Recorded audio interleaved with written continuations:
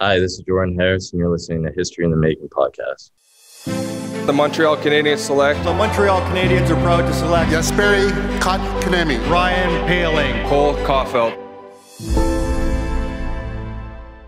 Hey everyone, and welcome to another edition of History in the Making, the official Montreal Canadiens podcast focused on the future of the most successful organization in pro sports. My name is Maximum. I'll be your host. This week we have a very special guest, a Canadiens prospect, one of the most exciting prospects. So we have Jordan Harris coming up on the show a little bit later.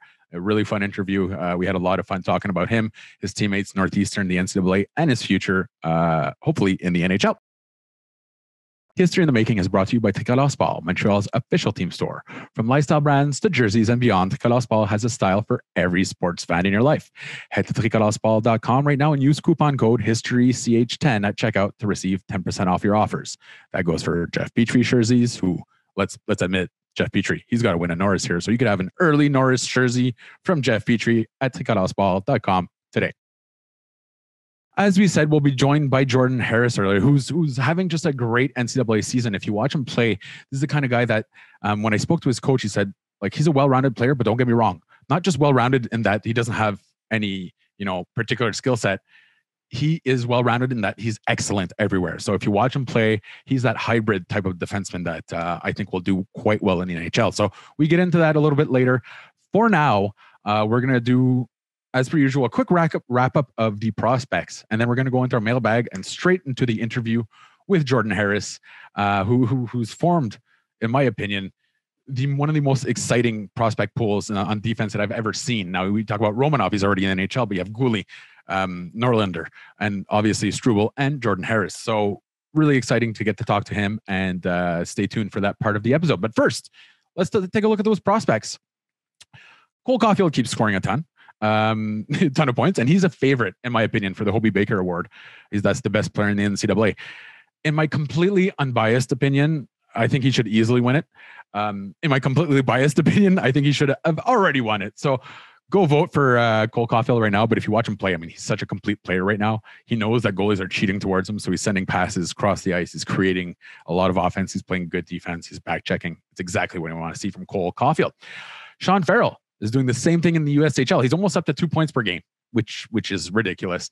He's got a ridiculous release as well, very similar to Cole Coffield. It's got that Austin Matthews quality to it. So my apologies for using a Leafs name in the podcast, but we all know that good shot. So it's similar to the Coffield shot. It just has this fantastic release. It just jumps off their stick and really doesn't give a goaltender any chance. So he's almost at 2 points per game, doing well alongside Michael Coronado, who should be a top 30 pick next year or at this draft. So it's always good to see him mesh well with elite players.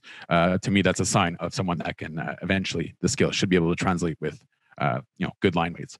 And finally, Luke Tuck, who I'm going to admit it here. When the Canadiens drafted him, I was kind of on the line. I'm like, okay, there's skill here. There's obviously the lineage. But from what I heard from some people, they told me the offense was somewhat limited. Now, I hadn't had a chance to watch him a lot, so I kind of took that opinion with a grain of salt. You have to watch him. I think those opinions, which I also adopted, were wrong. From watching him play, he started his career at NCAA career with Boston University. He's almost a point per game. But what's more exciting to me, by the way, almost a point per game, freshman, like great numbers, but what's exciting to me is that he's driving the play. So he's got pretty good speed, I have to admit, but he's creating turnovers. He's opening up passing lanes. He's using his vision and his positioning to really drive the play. He's not a passenger on a really good line. Really, you're seeing Luke Tuck is driving the offense. So for all intents and purposes, my early impressions were wrong there. He's proving me wrong, which I love seeing. And Luke Tuck off to a great, just fantastic start to his NCAA career. All right, let's go to the mailbag time. Don't forget, if you want your question answered on air, you can always tweet it at me on Twitter, Marc P. Dumont, or to the Canadiens Twitter account, or just yell it out in the sky. I might hear you if you're close enough to my district in NDG. Jesperi fan wants to know, what is my favorite Canadiens draft? I really like the draft where they got Pacioretty, Subban, and Ryan McDonough. I thought that was a really good draft. But I'd have to say more recently, and Amelia Maguire-Saint-Onge was talking about this on Twitter, which is kind of why she's a really good analyst, by the way. If you go on Twitter, follow her. She does a great job breaking down Canadiens prospects. But she was mentioning that, you already have two guys in the NHL from that draft, that's already beating the odds. If you can get a good player and a depth player from one draft, it's a good draft. The Canadiens already have a good player and a good player from that draft. So you have Kotkaniemi and Romanov are already in the NHL. That's it. It's good. And then you have an outside shot with, Ylonen I apologize for not pronouncing properly, Ylonen, I believe, and Olofsson and Cam Hillis and Gorniak. Even Brett Stapley has a chance to make it. So that draft could end up being a really, really good one. I mean, it's already good. It could end up being great. And then the following year, you have Coffield, Norlander, Strubel, Raphael Harvey-Pinard. So there's a lot of potential from those two drafts. So I really liked the 18 and 19 drafts. I like last year's draft as well, but those ones are already starting to produce some players, and that's pretty exciting. So it just goes along with the whole revamp that the Canadiens have been doing in terms of getting players into the NHL a little quicker. We're seeing the results are starting to happen. We saw the work that Kotkaniemi did in Laval. And it's been a direct path to improving in the NHL. So far, so good. Benny Boy 20 asks, what should we expect from the Laval Rocket this season? Okay, same thing as usual. Intense hockey. There's one thing I love telling about people is you can tell who the new guy is in Laval because when they do drills, when they do their wind sprints, the new guy is way at the back, and that's not an insult to them. It's like, hey, welcome to the real show here because it's intense. They practice the way they play. Now they monitor the biometrics, so they're not pushing these guys to points that is exhaustion. But they have to be conditioned, very well conditioned. They have to listen at practice. They have to apply that in practice. So it ends up being a merit, by merit. You get ice time if you put the lessons into application. And that's exactly what you should expect from the Laval Rocket this year. So guys like Jan Misak, Kaden Gooley, Cam Hillis, who are all probably going to make their pro debut. That's not the right word, but they're going to start in the pros. And, I'm excited to see how well they listen because they're all really smart players and how well they put that into application. So expect a team that is intense, a lot of good veteran leadership. Xavier Ouellet, one of the best in the league. And a lot of talent up front. You can have different goal scorers from whether it's coming from Belzile or Veilleux or Kevin Lynch even, or Blandisi, Lucchini, Dauphin, Laurent Dauphin. There's a lot of talent there, but look for a tight-knit group that works hard. Their identity is that they're a meritocracy. So if you deserve that ice time, you're going to get it. Doesn't matter who you are, first-round pick or not, throw it out the door. As long as you listen at practice, you will get ice time with the Laval Rocket. That's how Joël Bouchard and his coaches that's how they run the gamut. But so really fun team, should be exciting, but hardworking will be their identity. That's it for our questions. But don't forget, if you have any questions, you can send them to me on Twitter, Marc P. Dumont on Twitter, or the Montreal Canadiens Twitter account. Use the hashtag Marc's Mailbag. We'll be right back with our guest, Jordan Harris.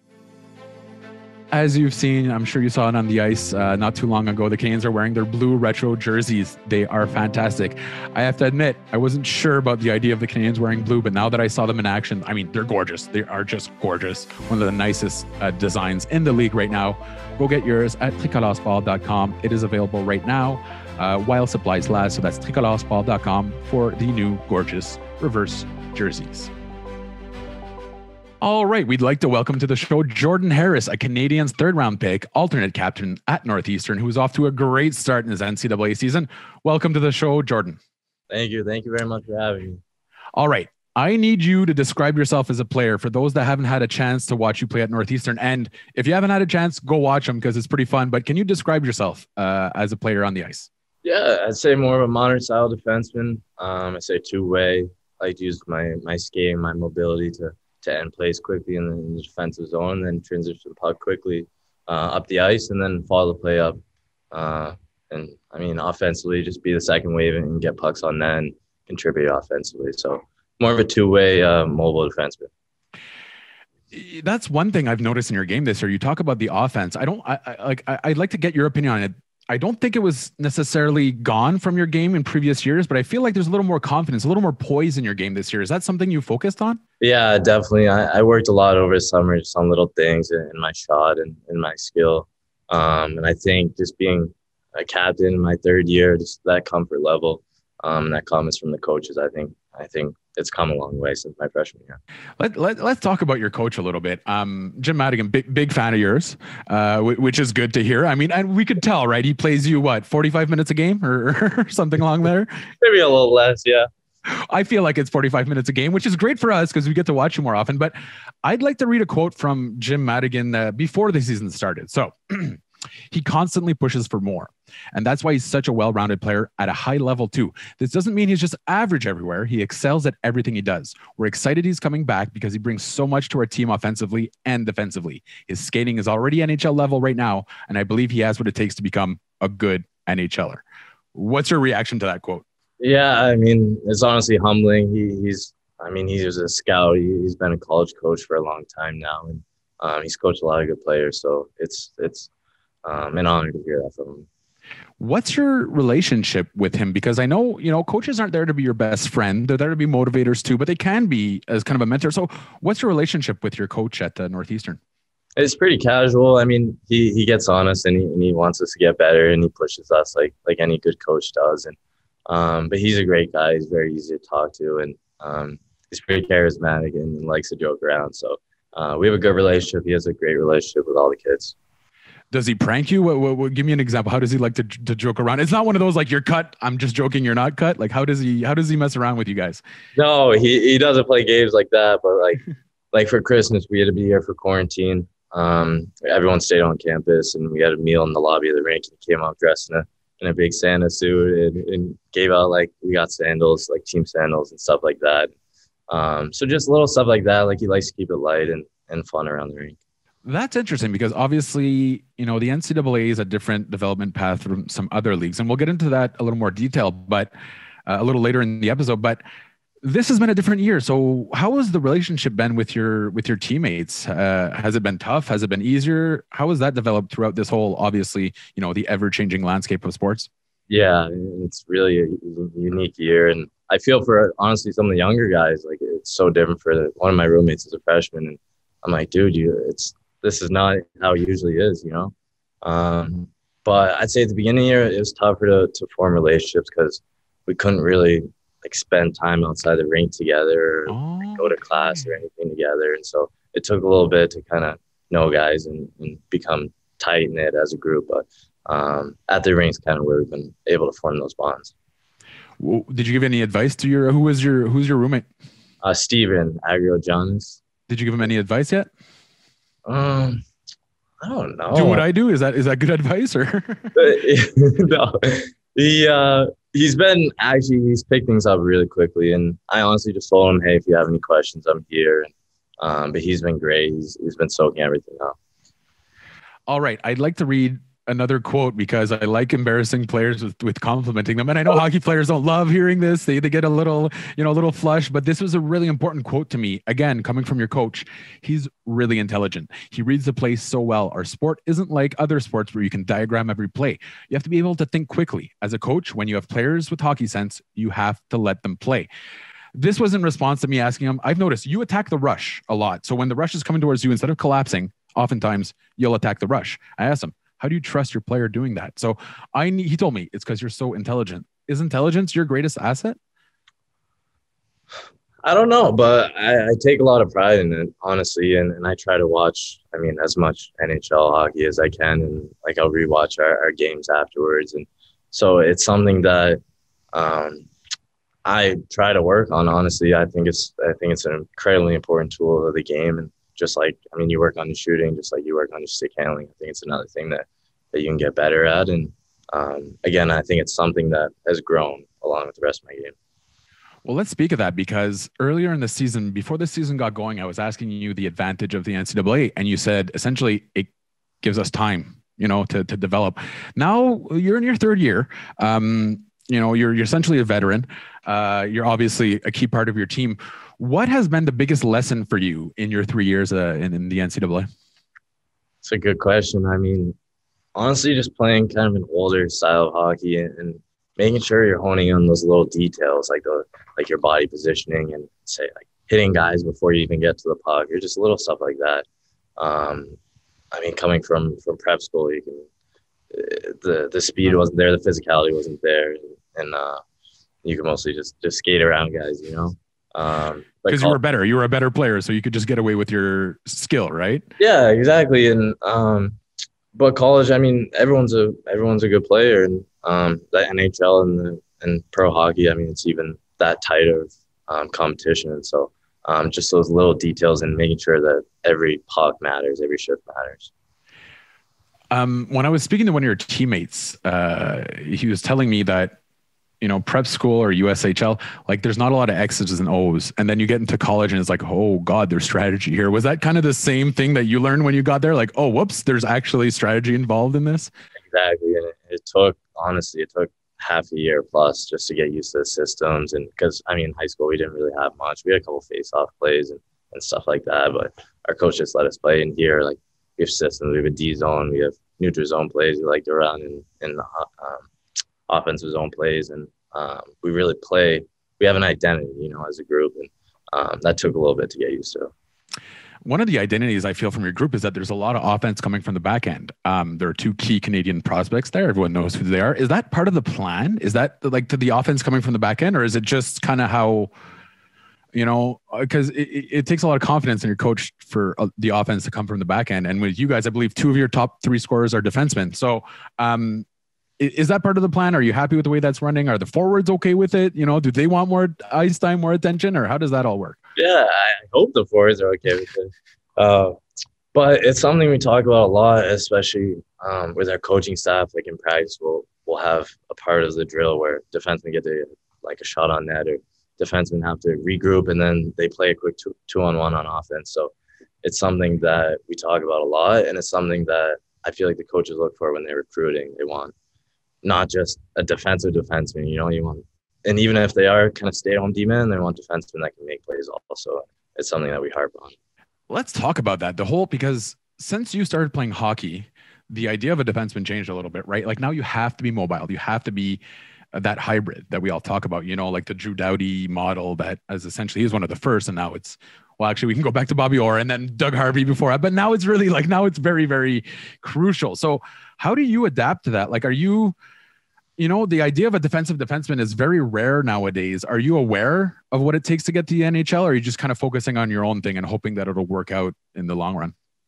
Yeah, I mean, you really do try to focus on where you're at. Like I really try to focus on getting better here, getting better every day in practice here at Northeastern. And my ultimate goal is to play in the NHL. It's always been my dream, and I try to again watch as many NHL defensemen as I can.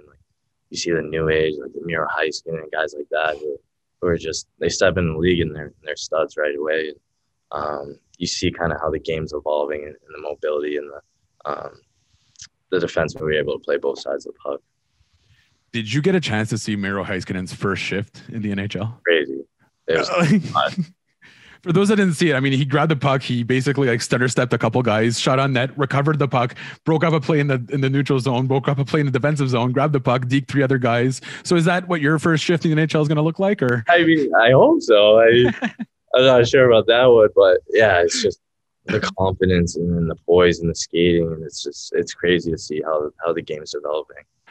We'll be back in just one moment. Our guest, Canadiens prospect Jordan Harris. History in the Making is brought to you by Tricot Sport, Montreal's official team store.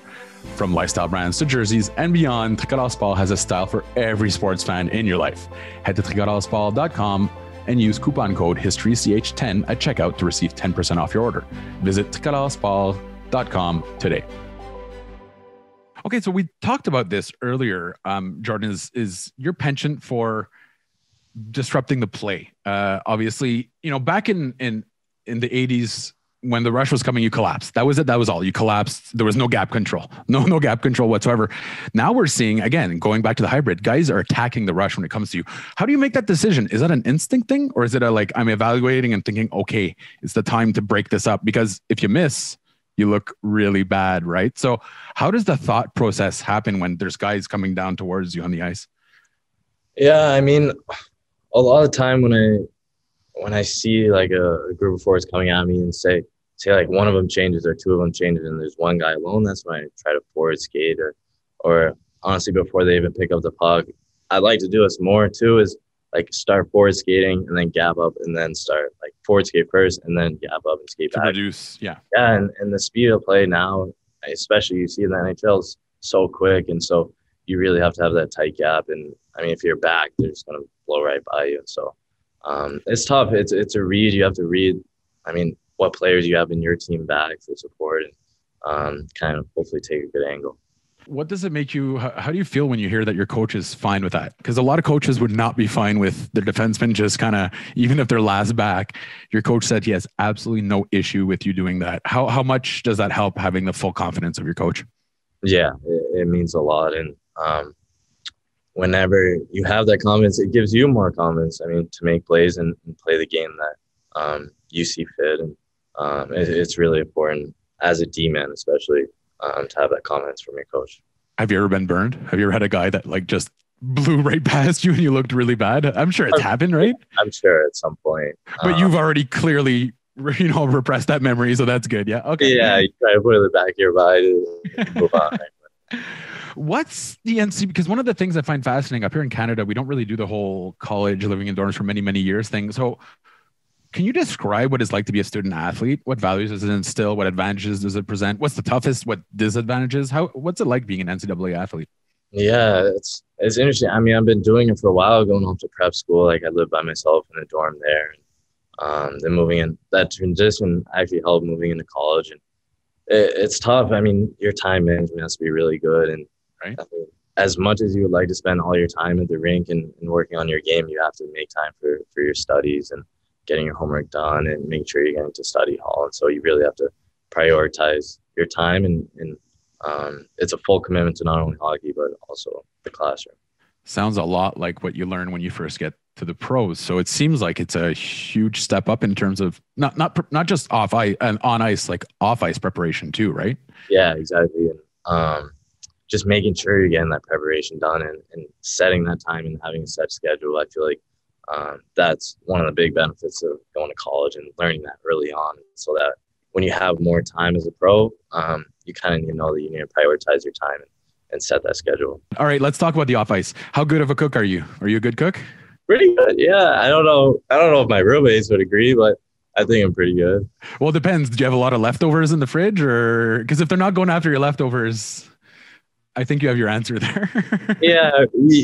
It's weird because you would think like we'd cook just one big meal for the room, but everyone's kind of on different time schedules. So we all kind of cook our own meals.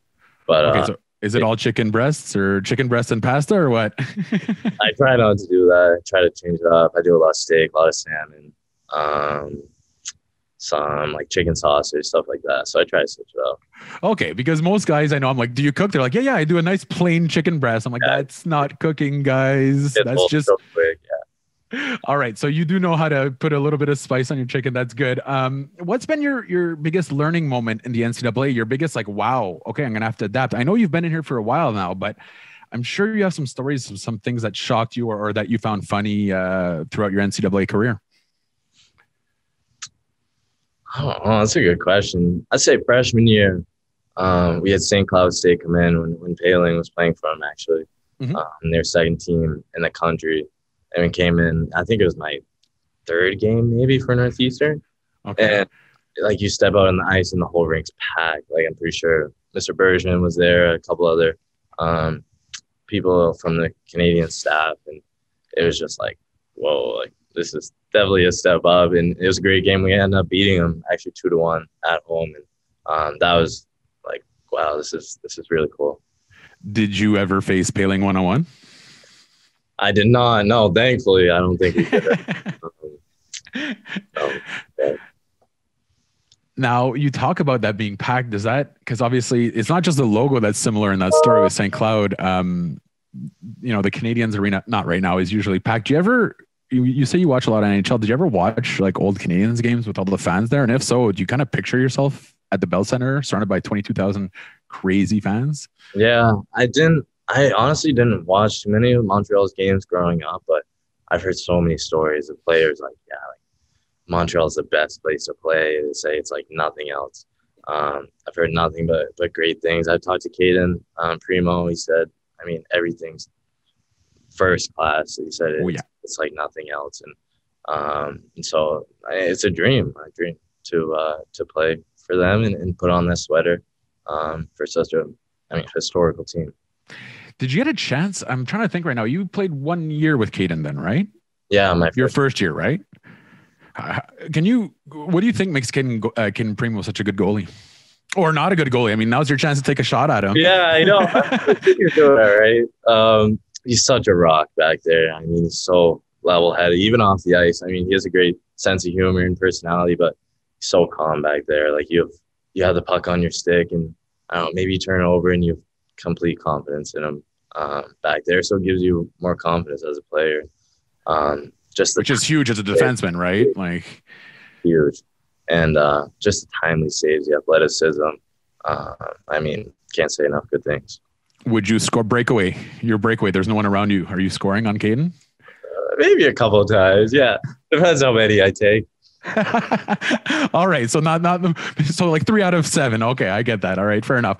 Can you describe Jaden Strubel, who I don't think you guys play a ton like together on the same pairing, but I knew you obviously know each other. You're both Canadiens prospects. Can you describe him as a player? What makes Jaden Strubel such a good player? Yeah, first off, I think the most obvious thing is his athleticism, his power, and his ability to skate and just the explosiveness, and but he's also an intelligent player. Like he gets the pucks quickly and he kills plays quickly on the defensive end, and he's not afraid to carry the puck up ice, and he has that skill to make that first guy miss and then join the rush and offensively and get pucks to the net, and he's definitely a great player and a well-rounded player. Would you be able to beat him one-on-one?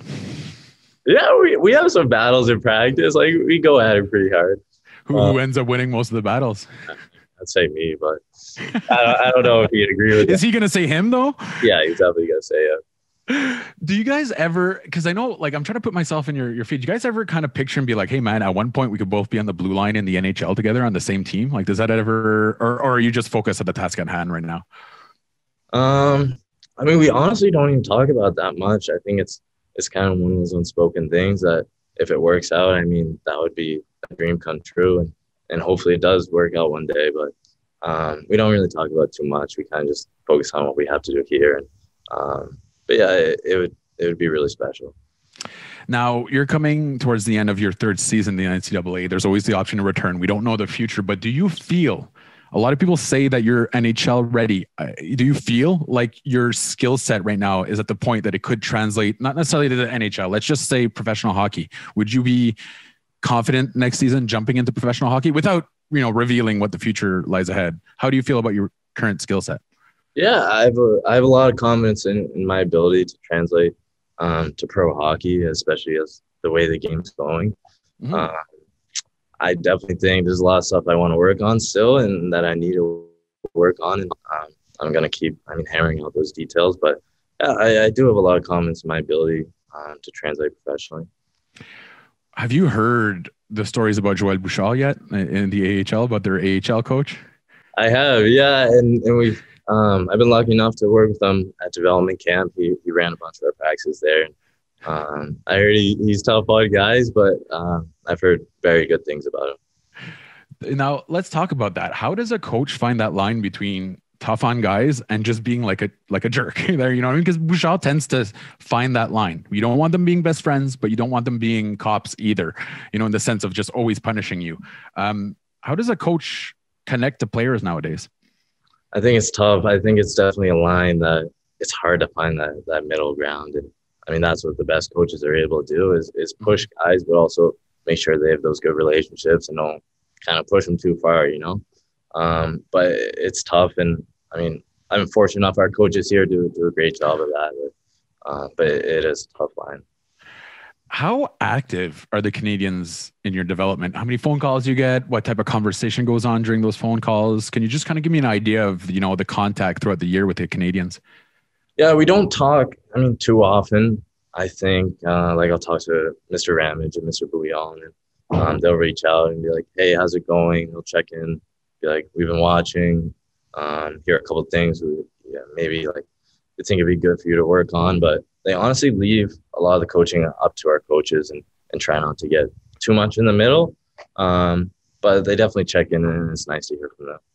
So it's more of a mentorship than a I was going to say dictatorship. That's not the right word, but it's more of a hey, if there's any issue, let us know than a hey, we need you playing more minutes or anything like that, right? They're not. Exactly. It's like, we're here. I mean, if you need anything, reach out. If you need anything from our staff, like the doctors or anything like that, second opinion, anything like that, they're there. But they really leave a lot of the hockey stuff to our coaches. One next thing. So can you have you decided next year what the game plan is, or again, because I know, it depends on how the season unfolds and all that, but have you made your decision yet about where you're going to play next year? No, I haven't. And again, it depends on a lot. And my obviously his goal is to play in the NHL, and that's always been my dream. And but I think that's a decision that we'll make after the season, after talking to my coaches and my parents, everyone. Fair enough. So you can't predict the future. I was hoping you could. Okay. Let's do some quick hits here. Which player do you model your game on? Which player is your ideal player, past or present in the NHL? I really like Miro Heiss, and I think he does, a lot of great things, and he's a player I've really been drawn to lately. Just his execution with the puck is... I've never seen a rookie come in and be so confident with the puck, which reminds me a lot of you when you have the puck. Okay. So who would be your ideal defensive partner? Again, retired, past or present, who would be your ideal defensive partner? It's a good question. I really do I love what I've been seeing from, Shea Weber. I've been able to watch the games. Shea Weber, Jeff Petry's been doing fantastic this year. So, any solid righties like that who are obviously at the top of their game and great players in themselves. Which forward would you like to face the least? I'm talking the forward that when you see him start streaking down the ice, you'd be like, oh my God, here we go again. Which player would instill that fear of God in you? I think you have to say McDavid. Right. Defenseman looks silly. And they're good defensemen too. Very, very good defenseman. He just turns them or stops on a dime and cuts back. So I think you have to go with him. So how do you stop him? Do you just cheat? I couldn't even tell you. I don't know. Just hope that you don't have to face McDavid too often. Yeah. Okay. Yeah, but really. Who is your favorite goaltender in the NHL not named Carey Price? I grew up on Tuukka Rask. I have to go Tuukka Rask. Yeah. Just being, from Boston and growing up watching him. Yeah. I think I have to go with him. So that means you were a Boston Bruins fan growing up then, right? Yeah. And your whole family too then, right? Yeah, we grew up watching them, and we went to games as kids, and so I really looked up to them as players. And yeah. So what was the reaction when you told your family, by the way, I got drafted by the Habs? There was a running joke for probably months from everyone, everyone from my city and my family and stuff like that. But now you are a big Habs fan, right? Of course. And you've renounced the Boston Bruins, right? Yes, of course. These are important things. We have to get through these. Okay. And if you could pick the brain, just sit down for a discussion, a dinner with any player in the past or the future, who would it be? I'd probably say Nick Lidstrom. Because, he was never the fastest guy, never the hardest shot, but just the way he thought the game and the way he dissected plays and read plays. It's just, I watched countless highlights and clips of him, and it's really amazing. The old guys won't love this, and I'm not saying Ora Harvey, but in my opinion, Nick Lidstrom is probably the greatest player that's ever played, because he played that modern style 20 years before anyone, right? Okay. And finally, who's the better player, you or Jaden? I think I have to go with myself here. He's a great player, but you have to go with yourself. Good. Okay, perfect. And then he's going to say you, and now you're going to look bad because you didn't do the humble approach there. So I'm just honestly, yeah, if he does that, then I'll look really bad. But, he's a fantastic player. Perfect. Thank you so much, Jordan, for joining us. I really appreciate it. I know Habs fans are super excited. You're part of that new, that hybrid style, and I know they're excited to see you get going in the NHL. Obviously, the NCAA is a priority right now, and I do thank you so much for taking time to join us today. Thank you, Mark. I appreciate that. All right, that's it for this week. A big thank you to Jordan Harris. That was really fun to hear him, a humble young man, but also he knows that he's got that talent. He's that new hybrid style defenseman that you're going to see a lot more of in the NHL. These are guys that are evaluating the NHL early in their career to realize, like, I have to take a next step up. Which one of my skills will translate to the NHL? And I think that's just a huge sign of intelligence, foresight. And that's something the Canadiens put a focus on when they draft. They like young, intelligent men. Jordan Harris obviously fits the bill. Not to mention, he's pretty darn good at playing hockey. One of the most exciting prospects outside of the NHL right now. So a big thank you to Jordan Harris. Thank you to you guys once again for tuning in. We really appreciate it. Don't forget to like, subscribe, and all this other stuff that people say when they're on podcasts, or send me your comments. I love hearing from you guys. You can always send me a direct message on Twitter. As always, next week, we're jumping in French. So la semaine prochaine, ça va être le balado. L'histoire s'écrit. Chaque semaine, on va anglais-français. Donc, la semaine prochaine, c'est en français. Thank you so much for listening, guys. As per usual, send me any of your comments. And, we're doing this podcast for you. So we want to do it exactly like you guys like. And we want to hear from you. So don't hesitate to reach out. Have a great day. Go Habs, go.